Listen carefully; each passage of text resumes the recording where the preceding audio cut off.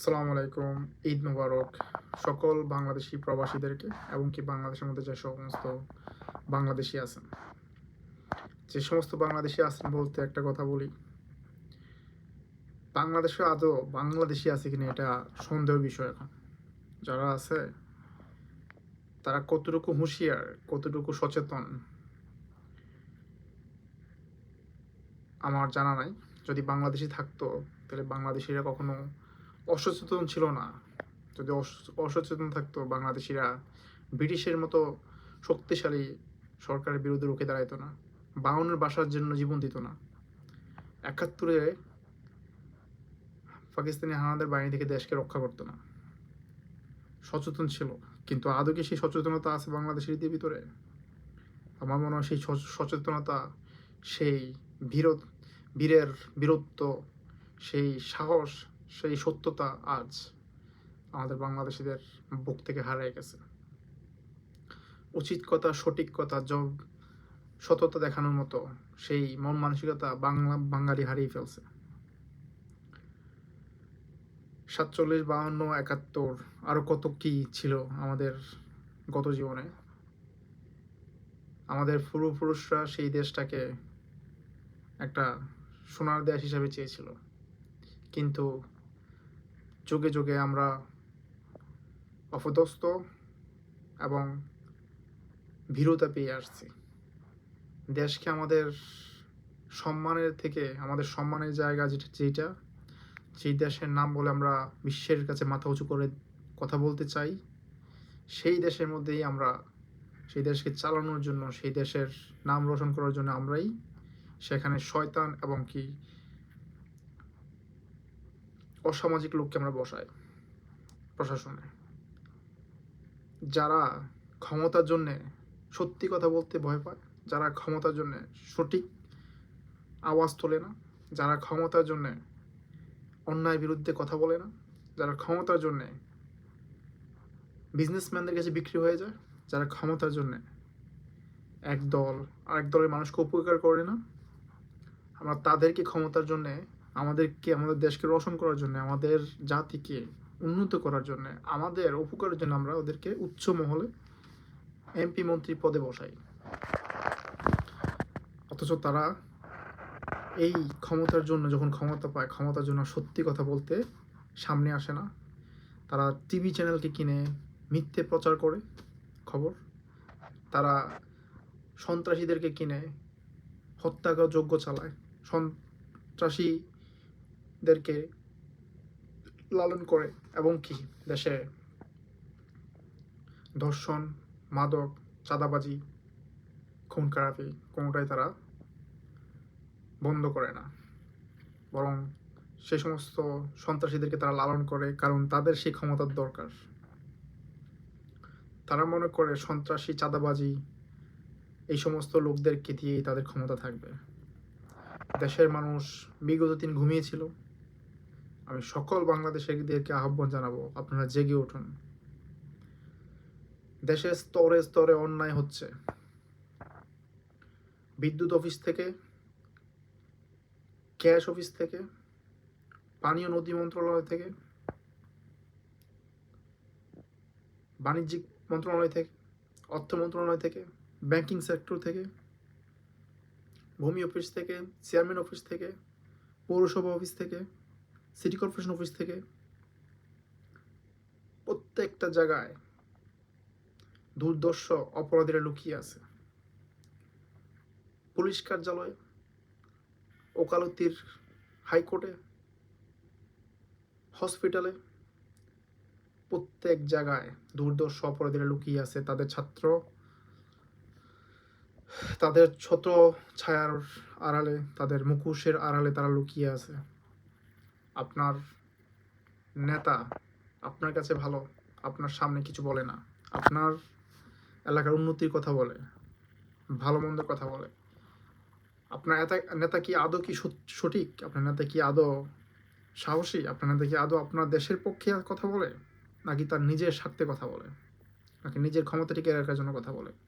সেটাই হয়ে থাকে। সে অন্যায়ের পথে, সে আজ পর্যন্ত অন্যায়ের প্রতি কয়টা কথা বলেছে, কোন অন্যায়ের প্রতি সে রুখে দাঁড়াইছে, আমাকে দেখান। আপনার নেতা যদি কোনো অন্যায়ের প্রতি রুখে দাঁড়াইতো বিগত 16 বছর 17 বছরে, তাহলে আমি বলতাম সে একটা সঠিক নেতা।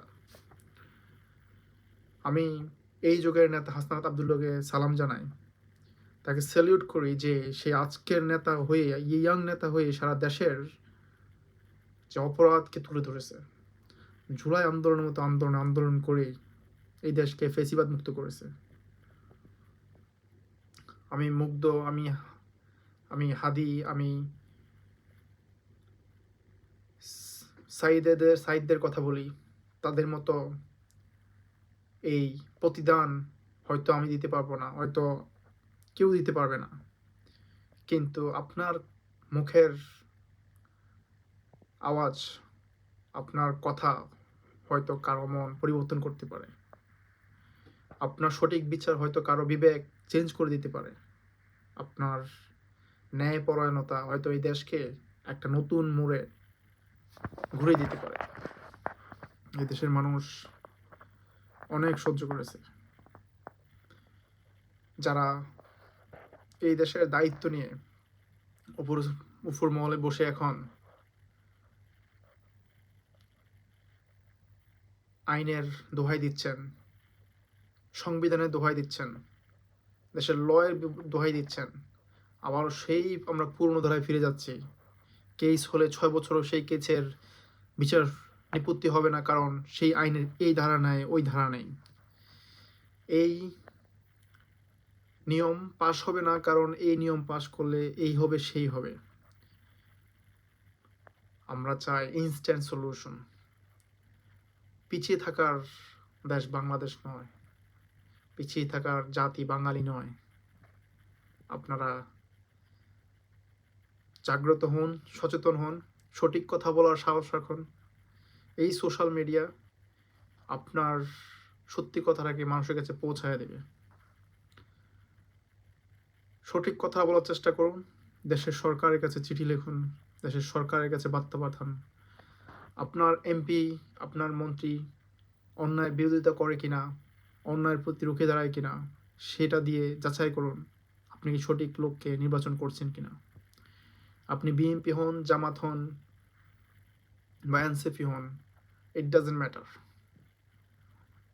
আপনার নেতাকে আপনি জয়যুক্ত করেছেন আপনার এলাকা উন্নতির জন্য, শুধু আপনার এলাকা উন্নতি হলে হবে না। আপনার নেতা সঠিক বলে শুধু আপনার এলাকার মধ্যে ন্যায় প্রতিষ্ঠা হবে, সেটা চিন্তা করলে শুধু হবে না। সেই নেতাকে এক্সাম্পল দিয়ে সারা দেশের নেতাদেরকে দেখাইতে হবে সঠিকটা কি। যারা চাঁদাবাজি করছে, যারা সন্ত্রাসীর সাথে এখনও সম্পৃক্ত আছে, যারা দেশের অর্থনীতি, বাণিজ্য নীতি, নদী, পানি, ইলেকট্রিসিটি, বিজলি, গ্যাস, সড়ক, পরিবেশ বন্ধন, সমাজ কল্যাণ, দেশের রাষ্ট্রনীতি নিয়ে যারা কাজ করছে, সবাইকে এক্সাম্পল স্বরূপ কাজ করতে হবে। আমি আরেকটা লোককে ধন্যবাদ জানাই যে দেশের জন্য অফুরন্ত চেষ্টা করে সঠিক নিয়ম শৃঙ্খলার মাধ্যমে দেশের পণ্য, দেশের মানুষকে জানিয়ে দিচ্ছে পণ্যর রেট কেমন হবে, পণ্যর মান কেমন হবে, আমাদের ভোক্তা অধিকার অফিসার। আমাদের এই 2-3টা মানুষ থেকে শিখতে হবে দেশের মানুষকে কিভাবে সহযোগিতা করা যায়, দেশের মানুষকে কিভাবে উন্নতির দিকে নেওয়া যায়, দেশের মানুষকে কিভাবে অন্যায় বিরুদ্ধে রুখে দাঁড় করানো যায়, দেশের মানুষকে কিভাবে সঠিক মাপকাঠিতে আনা যায়। শুধু সাধারণ মানুষের জন্য নয়, এই বিষয়গুলো হচ্ছে যারা বিজনেসম্যান, যারা দেশের অন্যায়কে বাহবা দিয়ে নিজের পকেট ভরে, যারা অন্যায়কে বাহবা দিয়ে নিজের দোষ চুপায়, যারা অন্যায়কে বাহবা দিয়ে নিজের চেয়ার টিকায় রাখার চেষ্টা করে, সবাইকে সচেতন হতে হবে। গত কয়দিনে যে অ্যাক্সিডেন্টগুলো হয়েছে সড়ক পথে, নদীপথে, এগুলোর পিছু সর্বোচ্চ দোষ আমাদের প্রশাসন, আমাদের সিস্টেম, আমাদের কন্ট্রোল ডিপার্টমেন্ট, আমাদের পোর্ট ডিপার্টমেন্ট, যারা পরিবেশ এই সড়ক পরিচালনা করে, সড়ক এবং কি নদী বন্দর পরিচালনা করে, তাদের ডিপার্টমেন্টে যে সমস্ত লোক আছে, ওখানে কিছু চাকরির সংস্থা করুন, চাকরির সংস্থা বাড়ান, যাতে করে তারা কন্ট্রোল রুমের মাধ্যমে প্রত্যেকটা জাহাজকে কন্ট্রোল করতে পারে, পরিচালনা করতে পারে, এবং কি সঠিকভাবে তারা সেগুলো মেনটেন করতে পারে। সঠিক লোককে চাকরি দিয়ে ওই সংস্থাগুলোকে আরও উন্নত করুন। সড়ক পরিবহনকে মনিটর করার চেষ্টা করুন, ট্র্যাক করার চেষ্টা করুন, রোডের অবস্থা দেখে, জ্যামের অবস্থা দেখে। কন্ট্রোল রুমকে, সমস্ত গাড়িকে আইনের আওতায় নিয়ে আসুন, কন্ট্রোল রুমের আওতায় নিয়ে আসুন। এবং কি রেল মন্ত্রীকে এই অ্যাক্সিডেন্টগুলো যেন না হয় সেই ক্ষেত্রেও আরও কঠোরভাবে লক্ষ্য নিতে হবে, কঠোরভাবে অবস্থান নিতে হবে। মানুষ যাতায়াতের জন্য আরও সহজ পরিস্থিতি